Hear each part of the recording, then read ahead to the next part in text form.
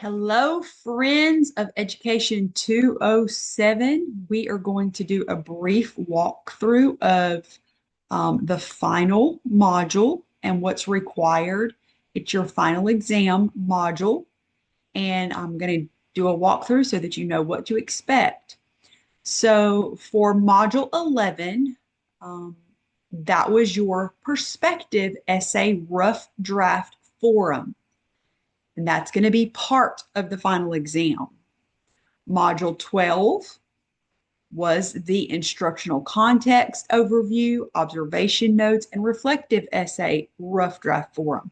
That also becomes part of the final exam. So, Module 11 and Module 12 are rough drafts that become the portfolio portion of your final.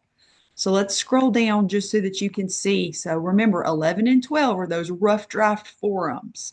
You participated in those. You should have received feedback from a peer. Um, you should have been able to see the way that other peers approached those tasks and given feedback. The whole point of allowing you to have a peer review forum, a rough draft forum for modules 11 and 12 is because it's almost like an informal type gallery walk situation where you can actually see other people's work and the way that they approach the tasks. You can give them feedback to strengthen it, and you can also receive feedback yourself. Well, then in module 14 is where the pieces come together. So let me just briefly explain how this works. Definitely check out the overview, and the overview is actually where this video will be housed for you. Module 14, final exam, part one, that's your portfolio. Okay. This is the watermark submission portal. And I probably need to actually flip these like this. Yeah. And this is the Canvas portal. So let's click here. This is part one, and you need to use your course calendar to determine the due date. This video might occur at a different semester, but you need to use your semester's course calendar to determine the due date. So after revising your rough draft submission, modules 11 and 12, you use this template to submit your final draft to this portal, so here in Canvas, and to the watermark portal that's provided in this module. So you need to submit it to both. Note, you must copy and paste all work into the portal template. So this is what I'm talking about. This is the portal template. So what I'm saying here is that I don't want multiple submissions. Please attach it as a doc or a docx formatted document. Do not copy and paste the text into the forum. Actually, there is no forum. It's just an upload. So I need to erase that anyway. You can paste a Word or a Microsoft document link. I don't recommend it because many times you do not have the permissions on. If your permissions are not on and your instructor cannot see it, please understand that you are automatically subject to a late grade. So I recommend doing it the old-fashioned way, downloading it to your device, saving it to that device, and then uploading it to the portal. So let's look at what we're talking about here. Notice that at the top right here, let me move this out of the way. Notice at the top, the instructions tell you how to download this. So let me minimize it. So you go to File, and you should know this by now because we've had it all semester. Microsoft Word, and notice that's automatically going to be in the right form then. When you click on this, it's going to allow you to open it up. Well, here we go. It's going to allow you to open it up. And then at this point, it is editable for you. But you still have to save it to your device. So that would be File, come over here, save it to your device, save it to your cloud. I recommend definitely saving it to your device and uploading it that way because that way you don't have to worry about any of the permissions to be accessible. So let's start here. So this is the micro-credential portfolio. And so remember, modules 11 and 12 is where you did this work, and now you're going to upload it here. So the first thing that you're going to upload is the My Perspective essay. And so I give you right here, I'm giving you the prompt again, and then the full rubric is provided for you right here. So here's the prompt. Compose a well-developed essay of maximum of 500 words addressing the following. You need to describe 2 experiences you have had as a learner prior to this micro-credential in which 2 different teachers successfully implemented the critical components of lesson design. For each critical component, describe a specific strategy that the teacher used and make an explicit. Explicit means it has to be a direct, it must be spelled out connection between the strategy that the teacher used and the critical component. Explain what the use of these strategies meant for you and your peers, including impacts on learning, engagement, and social and emotional well-being. So if you click right here, it's going to take you to the full rubric, and you could actually do, like a self-check here. So this is kind of walking you through a little checklist of things you need to be looking for. Notice that you really need to have those, the highlighting needs to be present. And this is the rubric of how you're going to be scored. Okay. So now let's look at the exemplar. All right. So we'll take a minute. This is an exemplar micro-credential portfolio. And notice it's slightly different setup than what the template is that you're putting yours in. That's okay. It's not a big deal. But just scroll down and find that My Perspective essay. And it's right here. There's your prompt. And then if you continue going down, you will get to see an essay, an exemplar essay that you can use to kind of guide your responses. So prior to engaging in this micro-credential, I experienced 2 memorable lessons that modeled high quality lesson design. The first occurred in 10th grade English when we were studying Romeo and Juliet. Our teacher, Mr. Alton, clearly posted the learning objective each day and reconnected to it after every activity. And then notice in parentheses here, it's cited critical component number 1, clear learning objectives. You could say essential element number 1. Either it used to be called critical component, so that's why it says that, but essential element is fine.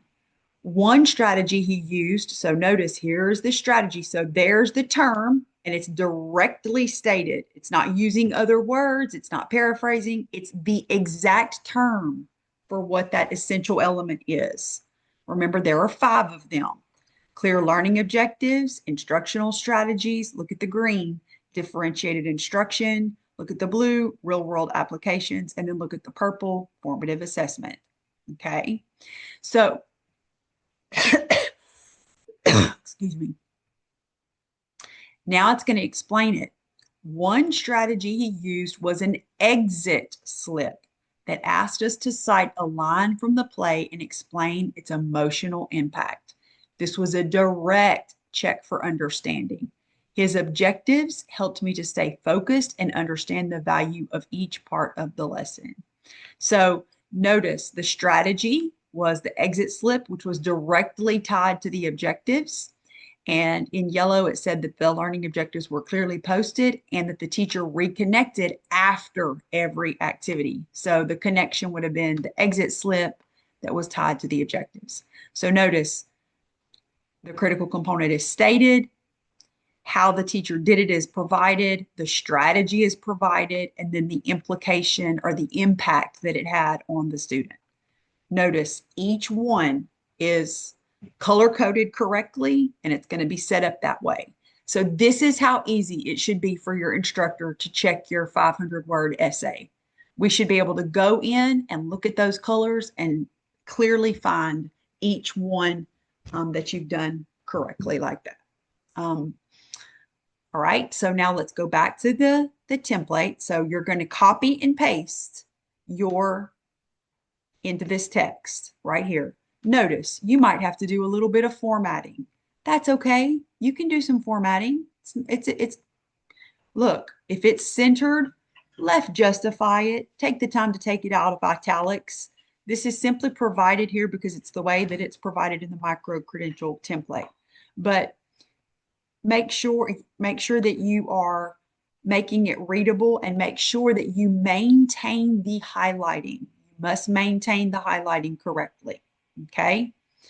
All right. So notice that's technically part 2 of the template, but you're going to use this template. You're going to put it right in here. But on the exemplar, it's a little bit set up a little bit differently because they changed the way they did the micro-credential. Not a big deal. Okay, so now we're in overview questions, instructional context overview. So for this portion, remember, this is where you are telling us a little bit about the educational environment, the field placement that you were observing to complete this portfolio. You can actually use the data from your record of field experience and from your observation form. You should be able to do this easily. So I'm going to go ahead and click here. And it's going to take us to, I think it takes us directly to the rubric again. I have so many tabs up, sorry. So this is the same walkthrough that you had earlier that you did for module 14, and it's telling you step by step how to set it up, how many words to use, etc.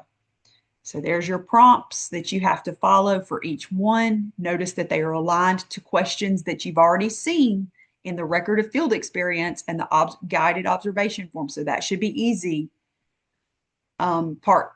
So that's going to be the instructional context part. Part 2A is the interview with the field placement teacher.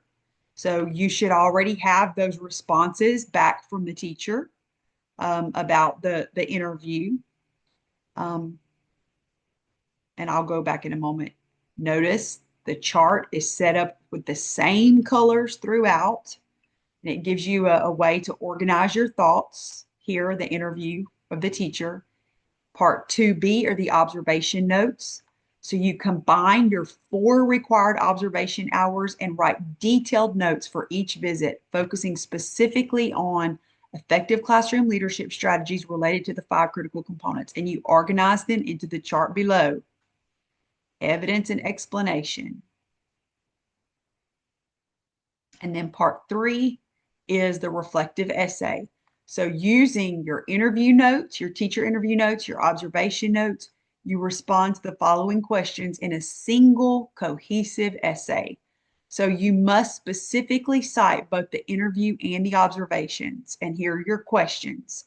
Why is lesson planning essential for effective teaching? In what specific ways did the learning space you observed succeed in implementing the 5 essential elements?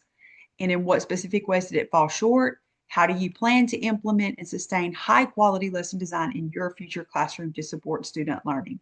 So this third part is kind of like your action plan. Notice it's 500-word max. Highlighting again with some tips is provided right here for you. And then here's the full rubric, 35 points for this. It's broken down for you. Okay, so let's go back and remember, this is, you're going to be copying and pasted. So you copied and pasted your perspective essay first. So this was the personal, this was you, all you. Now we're moving into your field placement, starting right here. So now you're going to be filling out this grid. You're going to be copying and pasting as it is dictated here. Okay. And you simply copy and paste into the grid. Again, check your spelling, check your grammar, make sure it looks neat, make sure it's formatted well. Get to part 2. This is your interview notes. And so I already showed you how you can organize those ideas. That's what the rough draft was kind of setting you up for here.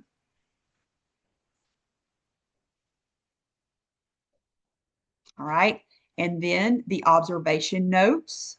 This is where you've kind of combined things, that evidence. Some of you may have only used one of the days, or maybe two or something of like the days. You were supposed to combine all 4 hours. So from your rough draft to your final draft, if you feel like that's something that maybe you didn't include all of it, maybe you only did one of your observations or two of your observation hours, you were supposed to combine all 4 of them. Again,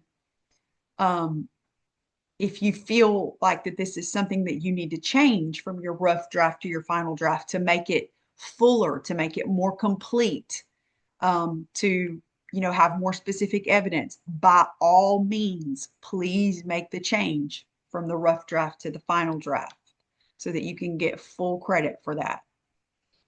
And then part 3, this is where you copy and paste that reflective essay right here. Okay. And so ideally, this is what we're going to be seeing. Your professor is going to quickly be able to look at that perspective essay, read through it, see your personal experience, all 5 color-coded options there, read over the overview questions, the instructional context, see where you were placed, understand about what the lesson or lessons were that you were reviewing. Then you are going to have an opportunity at that point to the professor will have an opportunity to look at the teacher interview, get a feel for what you learned from the teacher. Then at that point, they're going to see what your observation notes reflect about the field placement and how observant, how astute you were in collecting evidence of these 5 critical components or 5 essential elements. And then lastly, this reflection essay about, okay, what did you gain from that field experience in regard to your knowledge of those 5 critical components or essential elements and how they support lesson design, and what your plans are for what you've learned about the value of lesson design. So here is an exemplar again. So we looked at the perspective essay, and then you'll notice here that if you scroll back up, you're going to have I don't know, they used to put it out of order like this. So that's why it's out of order. I'm sorry, but it is an authentic sample. This was the setting, the field placement setting, kind of gives you about some information that you could be including there in it. Then if you scroll down, there's the interview with the educator, gives you an idea of the kinds of information that needs to be included. And then lastly, you've got an exemplar, the notes, the observation notes. Sorry, I forgot about those. And then lastly, you've got the reflective essay. So it's going to give you a good sample of the reflective essay here. Now, remember, you are going to put it in this portal, this Canvas portal, but you are also going to upload it to Watermark. This is considered your major assessment for the final exam. It's going to be in Watermark. And then lastly, don't forget, you also, for your final exam, you have a multiple choice test that you need to complete. And it will be opened. There will be a certain date range. So you need to check your course calendar to determine when the final exam opens and when it closes. And then the next thing that I want to tell you is there is also a review that's provided for you to help you plan for that multiple choice exam. And the review is right here. Please note that the review, the final exam comes from your knowledge and understanding of the critical components of lesson design. And so there is a chart provided for you to help you understand some of the key takeaways that you should have gotten from each one. Their final exam practice questions are provided for you here. Some of them will make an appearance again on the real exam, not all of them, but this is the nature of them. And I don't want to keep scrolling, but there is a key with a justification provided at the end so that you can check your own answers. I highly recommend that you spend some time with this practice exam before going to the final exam. So this kind of gives you an idea of how we wrap up the course.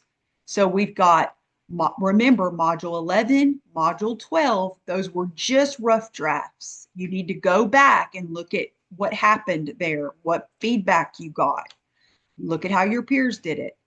Then make your changes, make your revisions, look at the exemplar, and then part 1 is where Module 11 and Module 12 comes together to create a full portfolio, which is what I showed you here. You're going to make those revisions and you're going to copy and paste it into this one document. One more time, just for the road, make sure you download that. Make sure that I recommend saving it to your device and uploading it to the portal as an attachment. I really do not recommend that you try to do a link. In fact, I don't know that you can do like a link from the cloud. It might not be set up to even allow you to do that. But I think that this kind of provides an overview for you of what the expectations are for this final module and how the pieces come together. I hope you've enjoyed the course. We've certainly enjoyed having you, and we hope that you've learned a lot about lesson design, especially some of what we consider the foundational concepts. As you move forward with your methods courses, if you're in early childhood and elementary, those are still going to begin kind of at the 200 level. You're going to be getting into some more rigorous coursework where you're going to be expected to know and understand what these critical components of lesson design are. You know, the difference between formative and summative assessment, what real world applications are and why they're relevant, what differentiated instruction is, engaging instructional strategies. Like, what does that mean, engaging? What does an instructional strategy mean?